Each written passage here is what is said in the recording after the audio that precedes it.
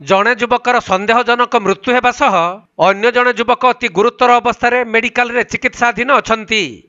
तेबे मृत और गुरुतर युवक दुई जन हेले गंजाम जिला खलिकोट थाना अंतर्गत तोटा गाँव जगन्नाथ पाहान और चंडीपीठ ग्रामर समीर पाहान। मिलिथिबा सूचना अनुसार एही दुई जन युवक खलिकोट ब्लॉक रो कौनसी स्थान रे भोजी करी खाइबा परे उभय असुस्थता अनुभव करथिले। तेणु सेमानंकु खलिकोट गोष्ठी स्वास्थ्य केन्द्र को निया जाइथिबा बेले चिकित्साधीन अवस्था रे जगन्नाथ पाहानंकर मृत्यु होइथिला। आउ अन्य जने युवक समीर पाहान अति गुरुतर थिबारु तांकु पुणी एमकेसीजी को स्थानांतरित करा जाइछि।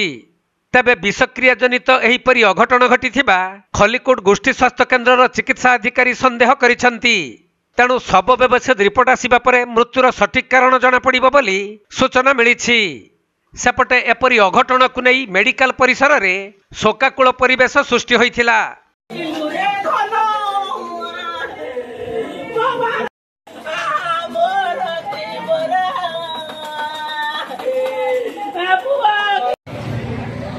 गंजाम जिला खलिकोट अजित कुमार पट्टनायक रिपोर्ट कोणार्क लाइव।